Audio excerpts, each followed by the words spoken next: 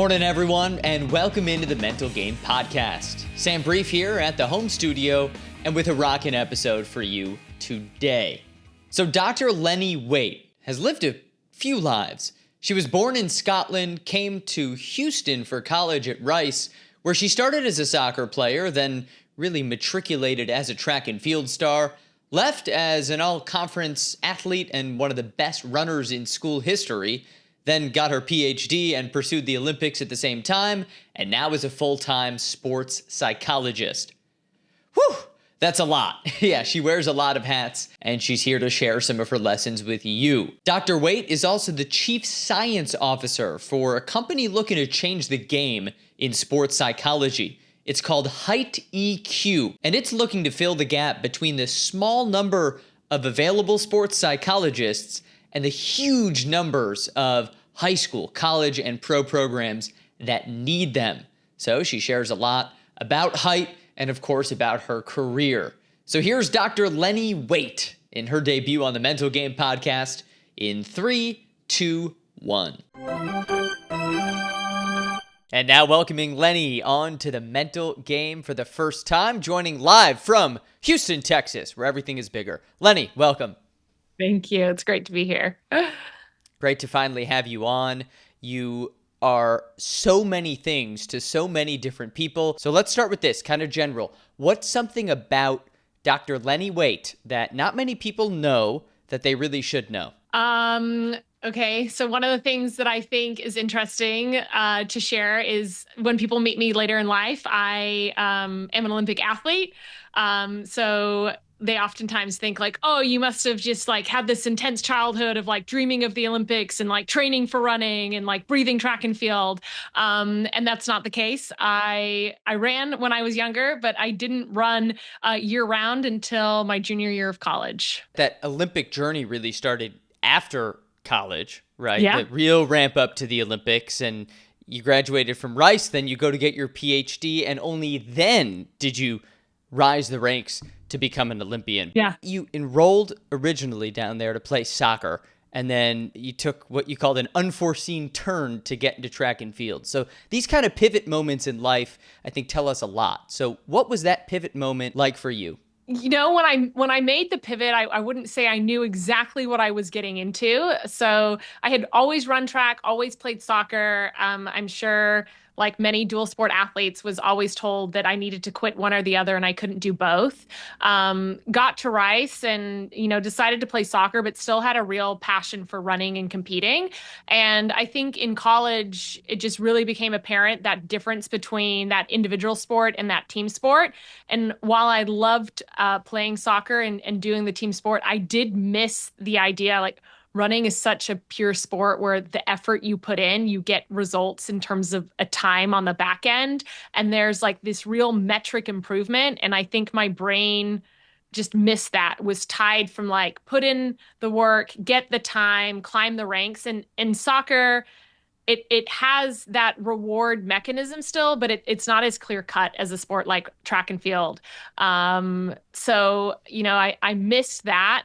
And I think it was the first time where I thought, oh, now that I don't have running, I miss it. And that made me think about like, what would it like to truly go all in on track and field? How scary was it to make that switch and to go back and really go all in? Well, I think I was so naive. So like not that scary. Hey, when we're in college, we're all a little naive, right? Yeah. Yeah, I don't think I understood that some people in college were running like 60 plus miles a week. I just thought like you go for runs, you like line up for races. So I was just like, oh, I'm just going to like do some workouts and I'm going to get better and I'm going to compete and it's going to be great. And I did for a little bit because that like naivety helps. Like you just go out there and you just like let it rip in races.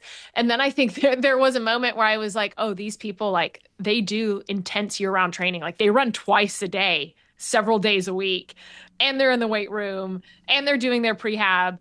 And then I realized that there was like a pretty steep mountain to climb to be as good as I wanted to be year-round. How'd you climb that mountain then? Because you pretty quickly had to adjust. Yeah. Well, kudos to my coach, Jim Bevan, still at Rice. He did a really good job of just helping me chip away at training bit by bit. He didn't pour too much on at a time. He was always really positive in his sense of belief for me. He always would tell me, just like the way that my heart rate recovered, I had a lot more in the tank. I don't think I knew what that really meant. And we used to do things like, what did you do for your long run last week? Let's just run 5 minutes longer this week. So really like incremental, small process focused goals to do a little bit more each week until I got to the point where I could see the next level possible. So I wasn't overwhelmed. I just chipped away. You're talking to a fellow runner here. I'm actually training right now. I've got the Chicago Marathon coming up in a few weeks. So I can see those process goals, right? Yeah. And needing to delineate between the process goals and those achievement goals. But it's a tough pitch sometimes for an 18 or 19-year-old kid. So how did you initially take that and then learn to adjust to it? So, honestly, at first, I just don't think I ever gave myself the chance to I didn't think I was ever going to be great. Like, I thought I was going to be good, like maybe contribute to the team, be a great training partner, be a great teammate. But when I switched to running, I didn't think oh, I'm going to win a conference championship and I'm going to be an All-American and I'm going to set school records. That wasn't on my radar. So I don't think I got overwhelmed because I didn't really know what the ceiling was. I just kind of took where I was at that week and did more. I think behind the scenes, my coach knew what was possible and he did a great job of kind of training me until that next goal was really close and then he would challenge me to get it. So it was a really fortunate environment to be in. It's almost amusing to hear you say, oh yeah, I didn't think I was going to be so great or get all conference or anything, because I look at your Rice resume. You set school records in the mile, 1500, and the steeplechase. You were a member of 7 Conference USA championship winning teams. So you were all of those things that you didn't think you would be. And it was really because of this early seed that was planted. I don't give myself the credit looking back. I did a good job of just wanting to be as good as my teammates, just wanting to get ready for the next race. And I think back then it was easier to do that because you weren't blasted with information all the time or rankings. You just didn't have that information at your fingertips in 2006, 2007. So I was allowed to stay more process focused on what I was doing that week, what I needed to do that weekend to race better. I think it's way harder for today's athletes to have that approach because they're just exposed to what everybody is doing all the time. Everything is more awesome, which is great, but then also really hard from the mentality perspective of really staying focused in the training phase that you're at and where your current abilities are. So then once college finishes up, you were staying focused on that during college, and then you shift. You go to get your PhD while also pursuing professional running. So this another turning point, this one in your life. What were your options ahead of you, and how did you make the decisions you made? Yeah, so I remember in my last year at Rice, my coach came up to me and he said, you're good enough to go to Europe, make a little bit of money, run overseas. And I was like, oh, that sounds kind of fun. I could do that. Sounds really fun. Yeah, yeah. And so he planted that seed, and then I mentioned it to my parents and they were like, that sounds really great. What else are you going to do? And in my mind, I had always been a runner and balanced academics. I've been a runner and a soccer player and balanced academics. So I thought if I could do it at the undergraduate level, why not just take that and level it up? So do my PhD and train. And I think the thing about a PhD, yes, it's really intense. There's a ton of work. There is flexibility though, right? You don't have to be at a desk at an office space. So I thought if I could balance kind of an undergraduate class schedule and train at a really high level, then I could probably balance a graduate school class schedule and train at a high level.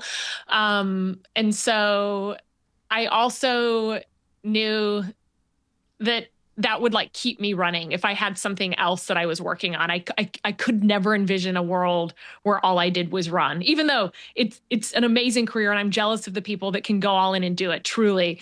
I just knew it wasn't for me. Why is that not for you? I think it's one of those things like, you ask like, what's something that's interesting, like, that somebody wouldn't know about you. It's like, I never pictured my life being a professional athlete. And so I wasn't suddenly going to be like, oh, I've had a handful, like, right. I've had a handful of good races. It's not like I had been racing at a world-class level for years. I'd been racing at a pretty close to world-class level for a year, and I'd had a handful of world-class races. I wasn't brave enough or yeah, maybe brave enough. I don't know what the right word is to just say, you know what? Like, I've had a couple of really great experiences on the track. Like, all that academics, like, that can wait. I'll just run. I couldn't, it's not who I was. I think I'd always balanced academics really seriously and sports really seriously. And that's who I was. And it just felt more natural to continue to do both.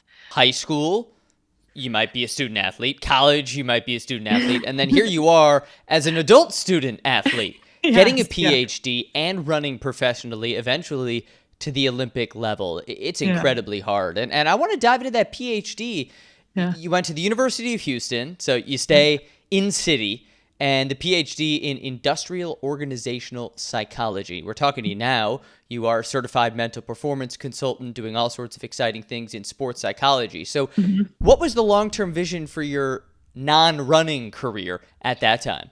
Yeah, so I don't think I had a long-term vision. I think I knew I loved psychology, I loved research, I loved asking questions. Honestly, I like working. In general, I like working. So PhD just kind of fit what I like to do. And I figured if I get into a PhD and I approach it with the same level of work ethic that I've approached other things, like, I will find something that really resonates with me.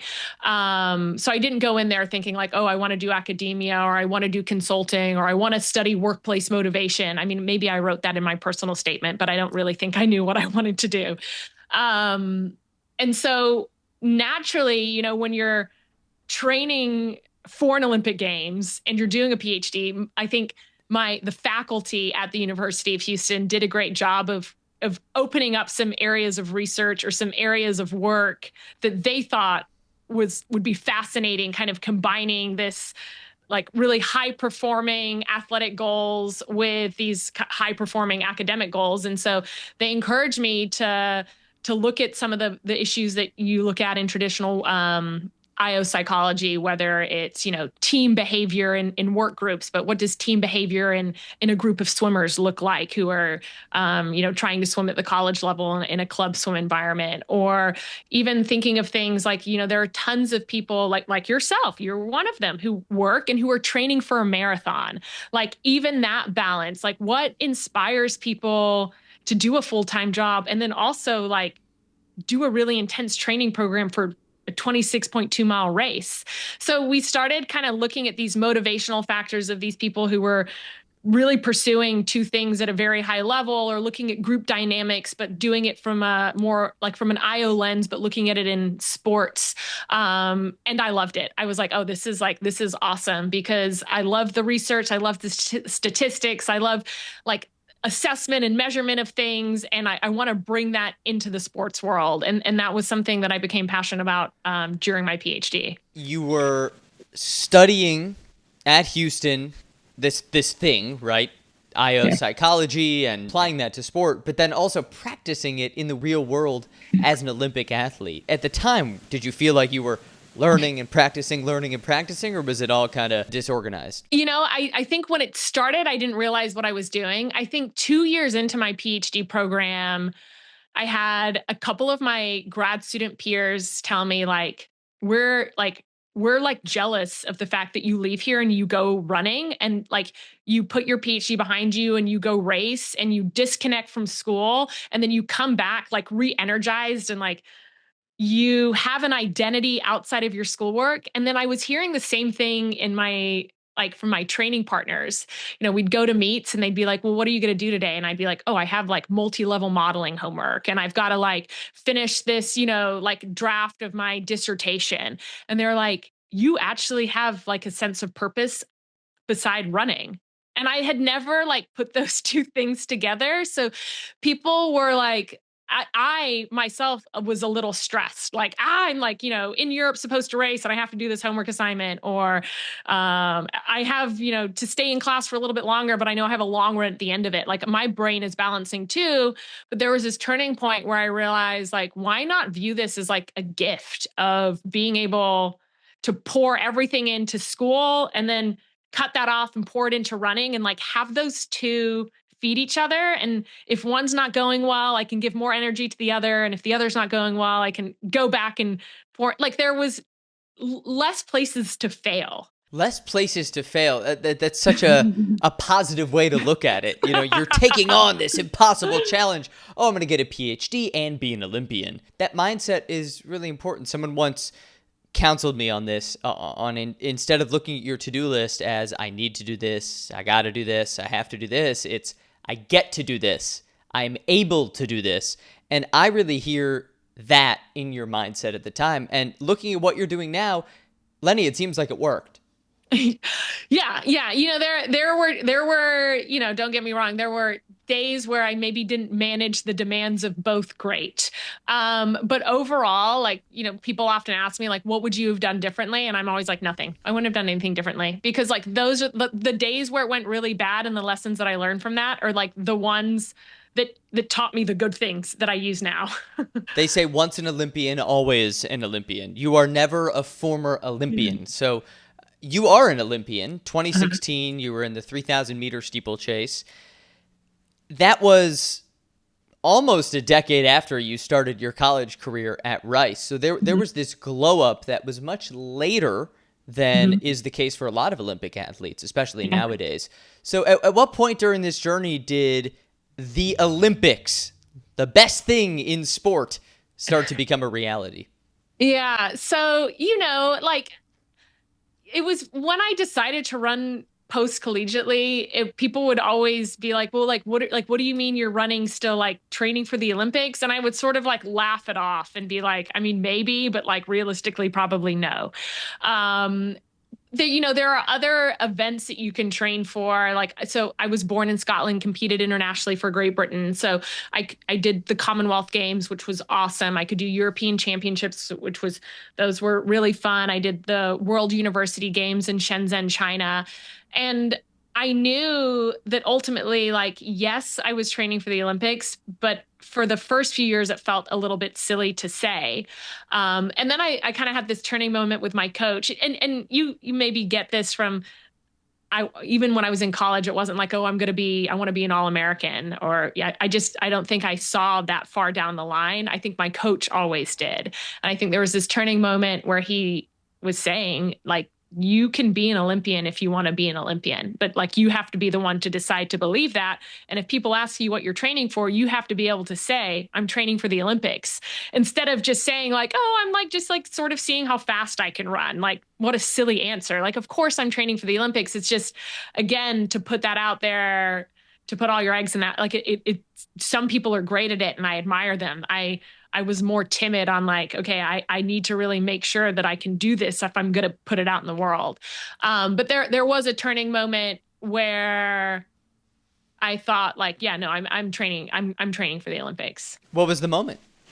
Well, so I guess there were probably two moments. So there was the moment where I graduated from my PhD in 2012, and I went over to compete in the Olympic trials, and I had a little bit of a foot injury, a really, really horrible buildup.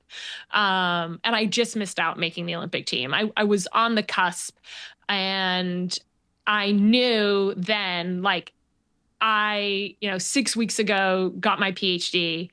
I haven't been able to train consistently for the last 8 weeks because of this foot injury. And I was like this far away, like, come on, like, just get it a little bit better next time and like you'll be able to do it. So I think that was the first moment where I was like, you're basically there, and nothing was smooth. And so that's when I decided to move to the UK and really dive in and see if I could like live a professional athlete life, which didn't work out great for me, but eventually found my way again. And then I had this second moment where where I was trying and training, and I just felt like I wasn't making that final breakthrough. And so I thought about retiring. And technically I did retire in 20 what would it have been, 2014, end of 2014. I was thinking like, like I don't think I can do 2 more years for 2016. Like I'm ready to like make some money, like actually work. Like I a blessing. I actually liked what I did my degree and I liked working. Was found it challenging to balance both. And so decided like I'm just going to do some sports psychology work with a running team, run for fun. During that process of doing the work with that team, the coach of that team was like, you are not done. Like you have so much left in the tank. Like I'm going to give you a little bit of like, we have some sponsorship money from Adidas. Like I'm going to give you a little bit of money, just like opt in for 2 more years. Let's like make an Olympic team. So that's all I needed. I just needed a call to action.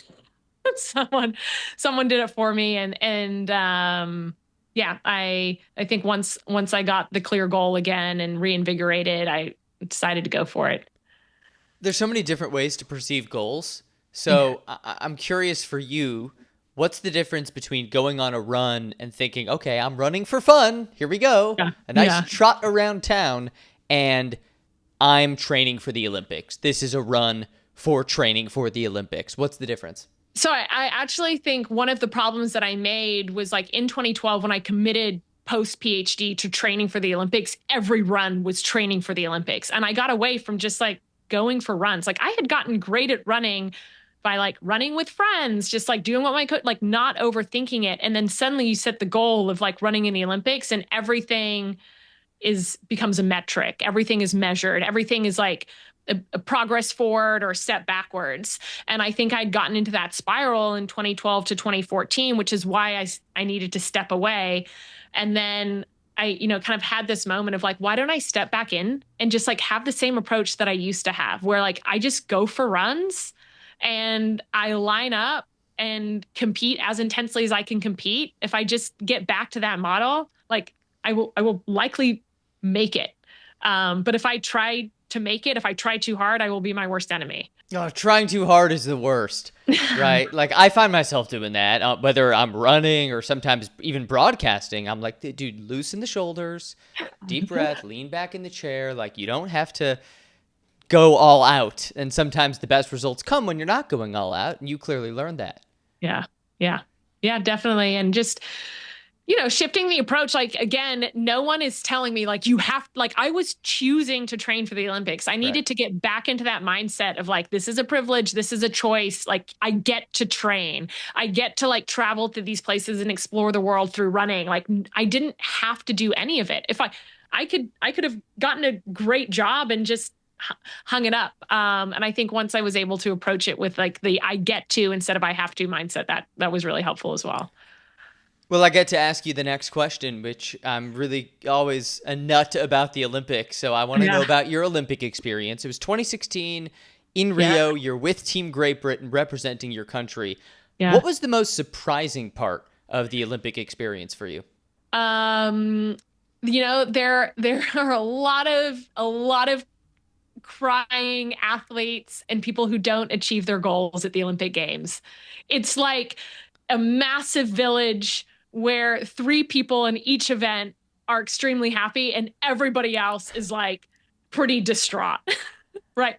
And like, I say that because I went in like injured and like stressed but I found like a massive amount of camaraderie in my position at the Olympic Games. Like so many people are lining up for that, for their event or the competition, regardless of whether they're running or swimming or, doing a different sport, like trying to hold their body together for one more race, trying to like fend off the illness they got from the stress of the build up to the Olympics, trying like hoping that their training is going to like get them through one more event, nursing an injury that they got in the time between when they made the Olympics and when they're like there's so many stories of just like athletes who are there where it is like the collision of a dream and a nightmare.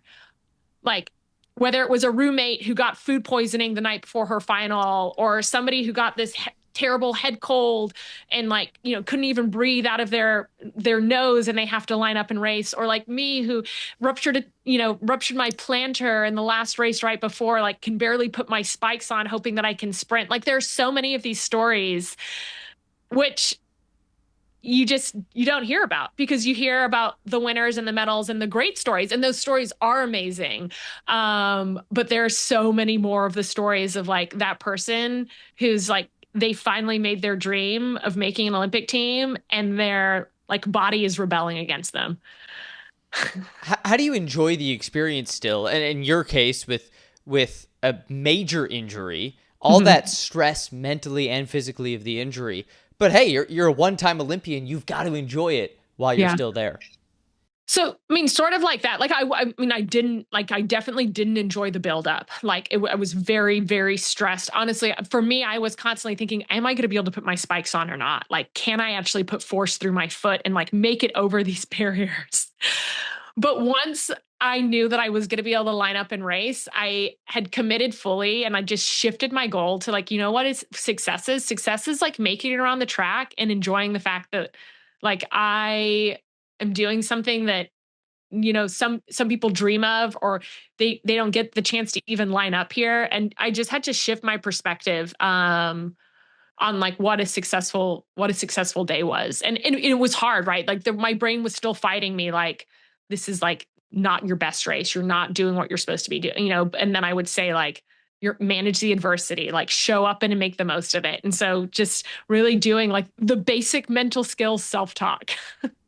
So how did it go? Not great, right? I made it around. I really couldn't, put much force through my foot. And then I remember purposefully like on the final straightaway having this moment of like, oh, I was like so stressed on if I was going to be able to race or not. And I'm really grateful that I was able to race. And then I had always planned to retire after the Olympics. But basically what it did was like, it spurred me on to be like, I can't go out like that. So I got to do one more. So then I like did the World Championships the next year. And then I did the Commonwealth Games the year after that. And so it's like these things happen and they kind of change your trajectory in the sport. And I had to learn how to hurdle off the other foot because the plantar injury was like, it was really bad. It's not like it got better. But it was a lesson in like sports are just filled with adversity. Like it's never going to go your way all the time. And you gotta find a way to make it work for you. And so I, changed the leg that I hurled it off of, showed up at the World Championships the next year, had another couple great years of running, traveled the world a little bit more, until diving into my real career.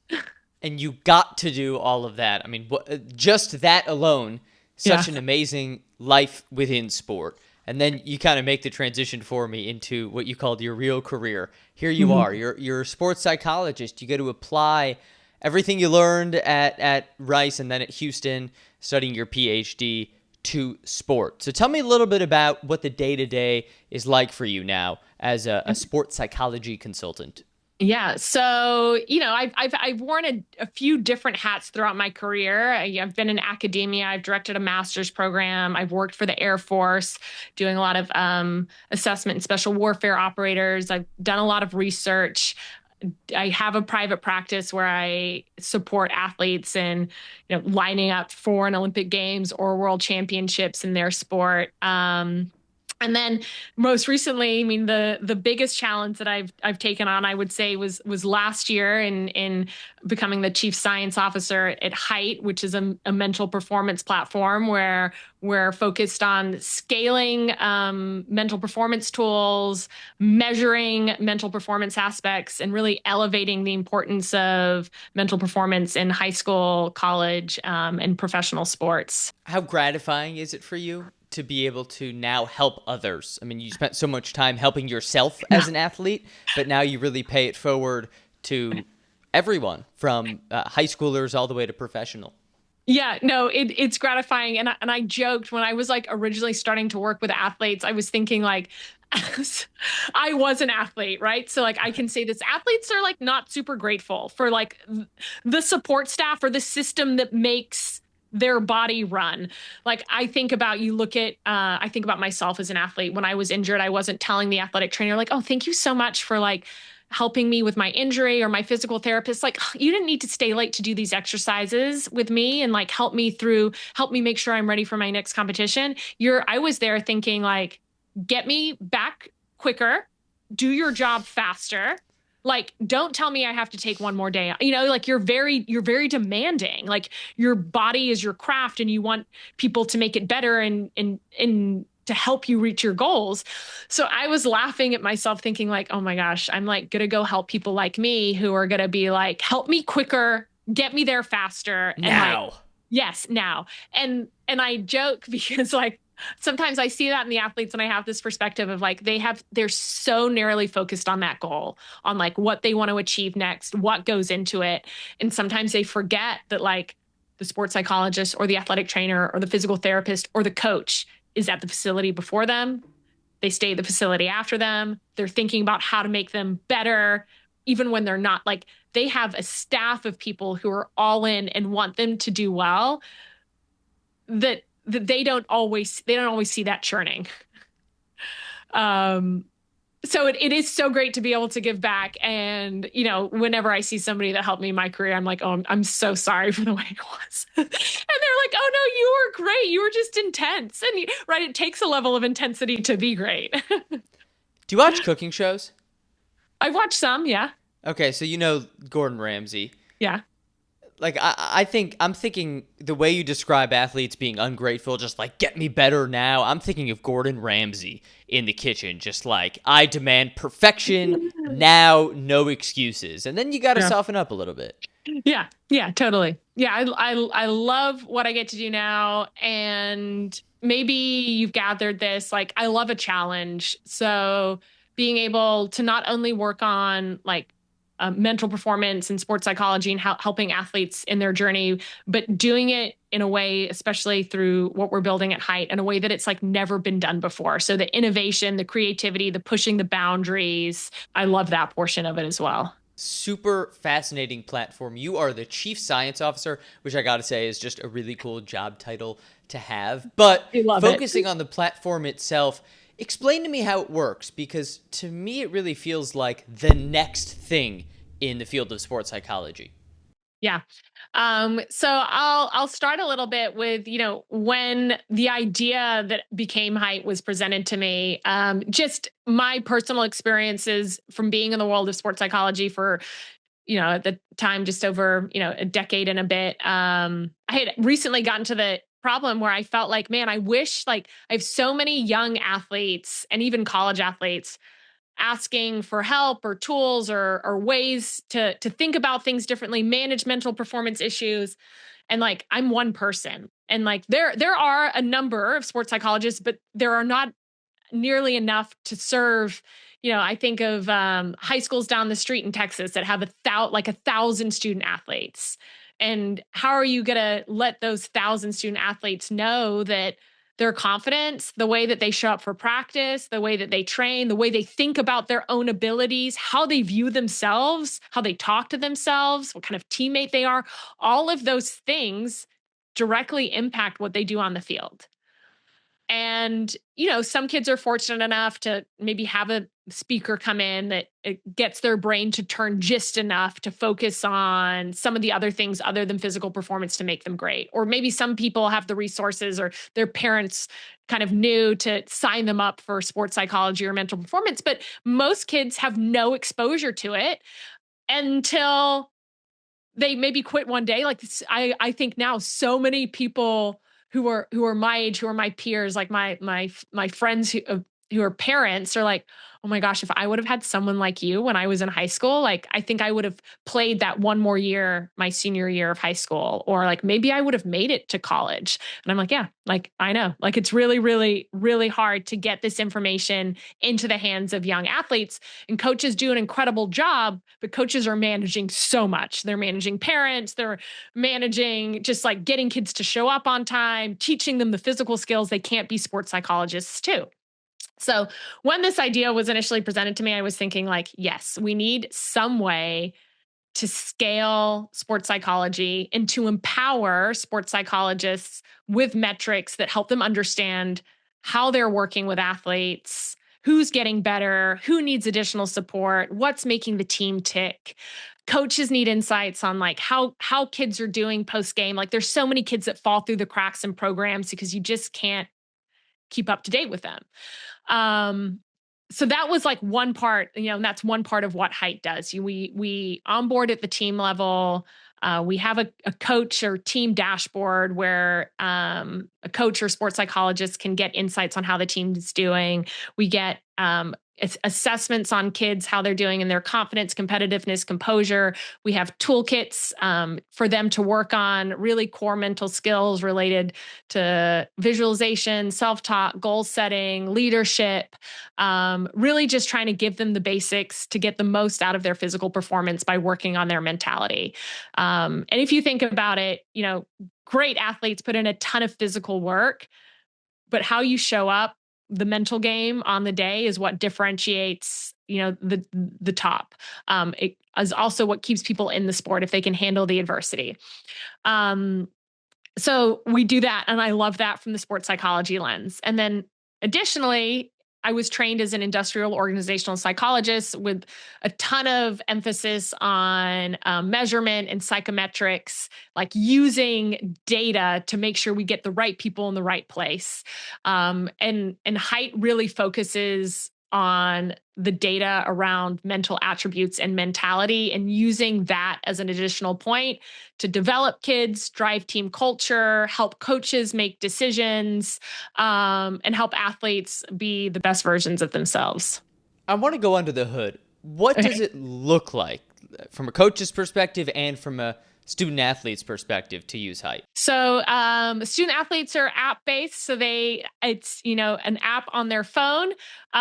Coaches, it's just like, you may think they have a website, they have a dashboard where their team is rostered. They get visualization into the metrics of how different athletes are doing. So web-based for coaches, app-based for athletes. We help them template their season, but there's also a ton of things that are customizable that we can do for different levels or different programs to help them really build in the culture of their team or their athletic department, and get that messaging to all kids on their phone.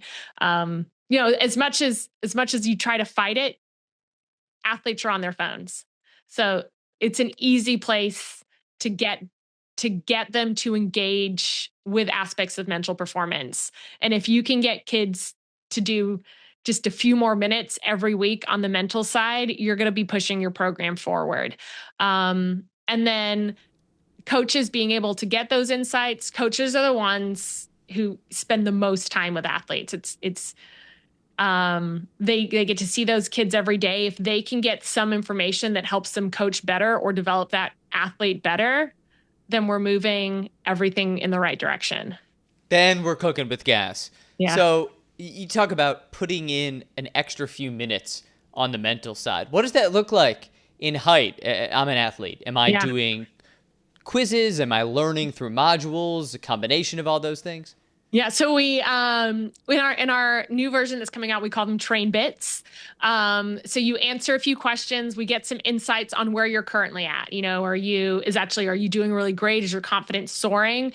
Are you just coming off of like a loss, or are you off season and you're unmotivated because training is mundane and you haven't had the chance to compete recently? So we get a few sense of how the athlete is doing, what the context of their current situation is. And based off of those really short answers, we can deliver a customizable train bit. And that train bit is designed to be one mental skill that helps them in that moment that they can take with them right there, where they can use it right there. And then they can take that with them into their training that week and use to help them push their mentality forward. So those train bits can be things like visualization exercises that we're talking people through, timers where we're teaching them breathing, giving them the right cues to create a mantra or a self-talk phrase. So something that is really actionable that they can get that moment. Right. Like I would love the idea that kids are going to read a sports psychology textbook on an app, but they're not. So we try to hit them with something that is engaging and short and actionable.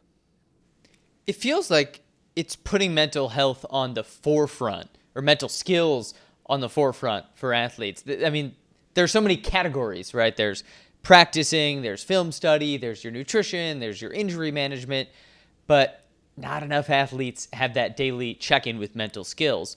Yeah. Seems like height fills that gap. Totally. And that's our mission is if you listen to any preseason talk by a coach, they will say mentality wins championships. If you ask that coach, tell me how you build mentality throughout the season in a consistent, scalable way that is evidence-based and touches all players on your team, they're like, I mean, we show up for practice. It's like what we like. It's very rare. The elitist of the elite programs have that. It's very rare that most programs have a really evidence-based way to train mentality for all of their players. So we are trying to bring that in, take that off of the coach's plate. Hopefully that program will hire a sports psychologist to help run these. We always say we feel like height really empowers sports psychologists to use this data to build stronger mental training programs in teams. And if they don't have a sports psychologist, then it's helping them move it forward through the tools that are solely in the app. So that's interesting. So if I'm a coach, I can use height to complement my sports psychologist, or maybe we don't have the resources or money to hire that. Height can also serve as a replacement for a sports psychologist. It's either or. Yeah. Yeah. And you think about like any other, like a lot of the other performance science staff that college or professional teams will have, they have metrics that they bring to the table, whether it's the training load that the team's done or what their recent vertical jump was on a most recent test, or their hydration testing, how much weight they've lost, or their DEXA scan or their BMI, right? Like they have a metric to bring. Sports psychologists, they often don't. They have like a feeling on how a kid's doing. And data means a lot in sports. So if we can start to let sports psychologists bring data, bring metrics on mentality, like when a kid is confident, when they're doing great, if we can show patterns in this on what kind of kid is performing really well in a certain type of program, then we empower sports psychologists to have more impact on teams. You say mentality wins championships, which I love, because in team sports, the great debate always is, does offense win championships or does defense win championships? And you say neither. It's mentality. And I love that. Yeah. Thank you. So Lennie, I am so grateful for your time coming on, explaining your story, explaining your expertise, and of course, height. I want to ask you this to leave us with. What's a piece of advice that you think we should take on with us for the rest of our days? Oh, nothing is worth doing if it's easy. Why is that? Because the process of fulfillment and sense of achievement comes from doing something that you don't think you're capable of doing and finding a way to do it and master it. And I say that because I often find myself personally being like, why did I sign up for this? Like, this is so hard. Like, why did I choose to do this? And I always look back and I think nothing ever worth having came easy, and just like enjoy it because it's hard. And if you can just get over the hump, you will look back on this and it will be so worth it. And whether that was running or playing soccer or, starting my first graduate program in sports psychology, childbirth, being part of the founding team at Height. I think oftentimes people look for the easy way out or the quick fix, and then often find themselves wondering why they don't feel fulfilled. And I always think it's because it's the work that you put in, it's the blood, sweat, and tears that makes it all worth it. Yeah, the beauty's in the challenge, right? Yeah. Hard doesn't mean bad, right? Hard actually means good. That's what you're saying. Yes. And I think the things you've accomplished really show that off. So Lennie, thank you for coming on, teaching us a little bit and telling us your story. It's been great having you on the Mental Game. Thank you so much for having me. And back here in the studio, big thanks to Dr. Waite for joining the Mental Game. She shared with me right after we recorded, kind of on the note of nothing in life is worth doing if it's not hard. She said that at the end of long runs or races where her legs were just like jello, totally ready to give out on her, she would sing in her head the Rihanna song, "This Is What We Came For." Ooh, this is what we came for. Just to remind herself that this is the moment, the make or break moment that you train for. If you give up now, what's it all for? So great insight from Dr. Waite. I've got links both to her personal page and to Height EQ in the description of this episode. As always, I appreciate your time in listening and watching the Mental Game podcast. I've been Sam Brief. Be kind to yourself, be kind to others, and I will talk to you next time.